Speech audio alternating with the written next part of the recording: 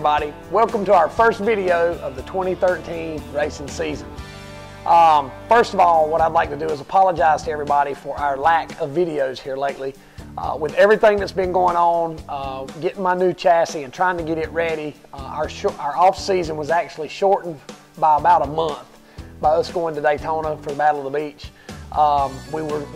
We had all intentions of doing a documentary of how the car's put together, and I promise you that is something that we will address later on. We will have one of those videos eventually, but it just didn't work out for us right now, and I hope you can understand that making it to the first tour race at Caraway was a little bit more important than that. Speaking of Battle of the Beach, we went to Daytona. We raced on the back stretch, the super stretch, and then on to the runoff area. Most people know about how the layout was and everything by now. It was live on Speed Channel. It was a flat 4/10 mile track. It was very unique because the straightaways were so long and the corners were really, really tight. The corners were actually tighter than Bowman Gray. So, you know, that made it kind of difficult because you were so fast down the straightaway and then had to make such a sharp turn getting in the corner, you almost stopped. So, but just to elaborate just a little bit on it, when we unloaded on our scuffed tires, and I think we were second fastest right off the truck. People started putting new tires on, and we fell back to about 8th or 9th. We eventually put our new tires on and went back to second. So at that point, we were just tweaking on the car, trying to get it dialed in because we were pretty good right off the truck. We left here with our Bowman Gray setup because even though it wasn't really like Bowman Gray, it was still a flat quarter mile, so or a flat 4/10 mile.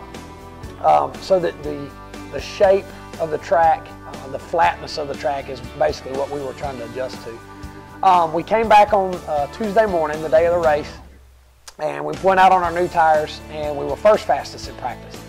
So the way they did qualifying is they did it by practice speeds. You put on a new set of tires, you went out and run how many ever laps you wanted to run, and then whoever was fastest in practice let's say, was on the pole.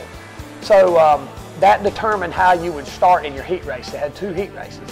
So the only thing we changed on our car when we were first fastest in practice to when we went to the qualifying practice is we put on another new set of tires. We ended up 7th. So needless to say, we were very disappointed because we had been top 2 on the board the whole time, and then when we put our 3rd set of new tires on, we went to 7th. You know, it's easy to say, people can say you're making excuses or whatever, but I really think that we had a bad, I don't know if it was a bad set of tires or tires that didn't match up, or if we just had a bad right front, but the car just never would turn and rotate like I needed it to.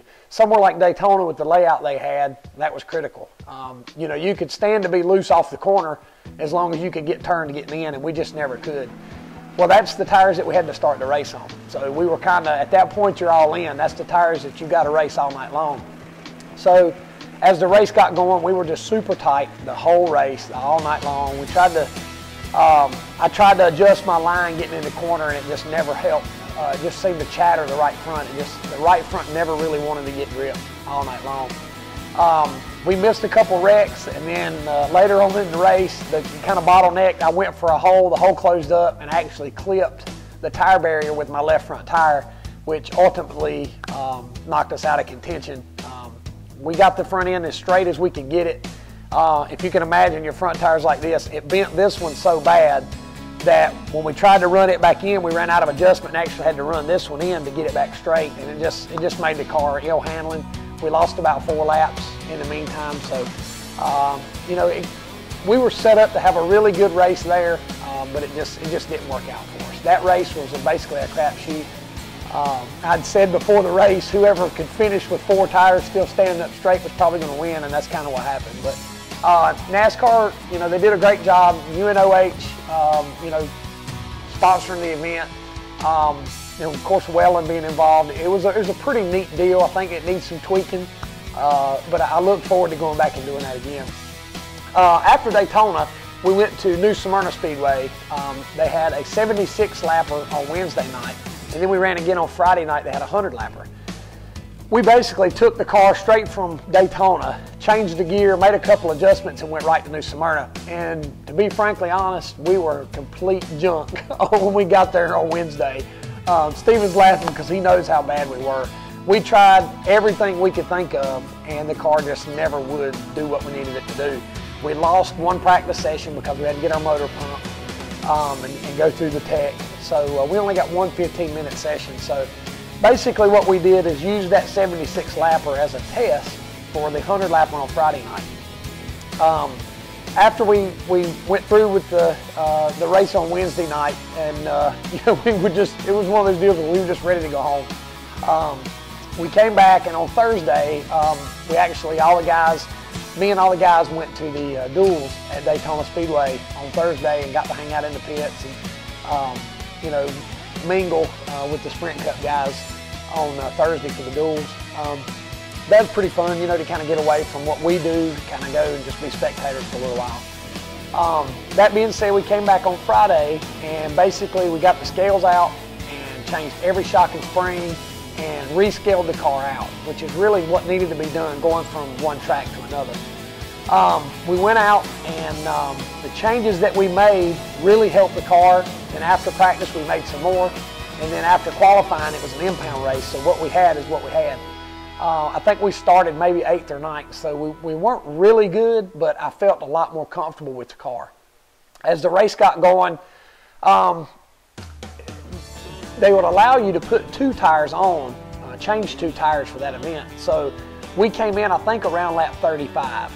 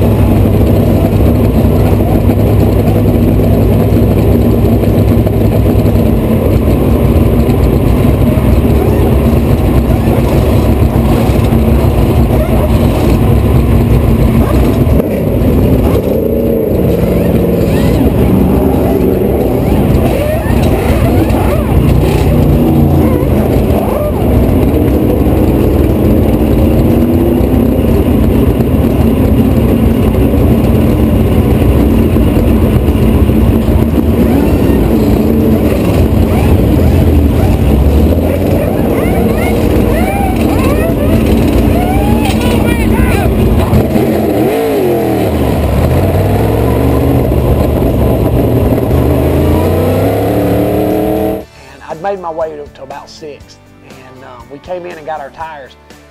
Well, the 3 or 4 or 5 cars in front of us actually came in at about lap 60. So what that did is that put me, I stayed out, that put me in the front.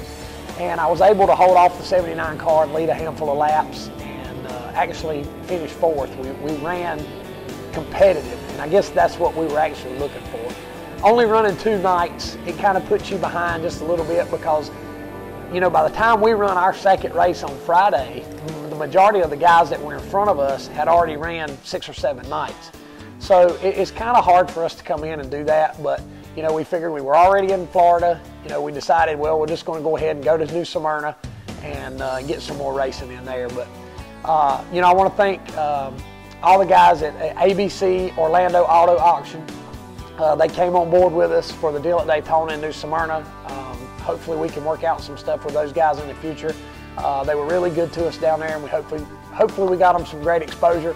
Budget Sales and Leasing, Graphic Visual Solution. I don't know if anybody saw the car up close. It doesn't do it justice on TV. And I know I've got to make my number brighter.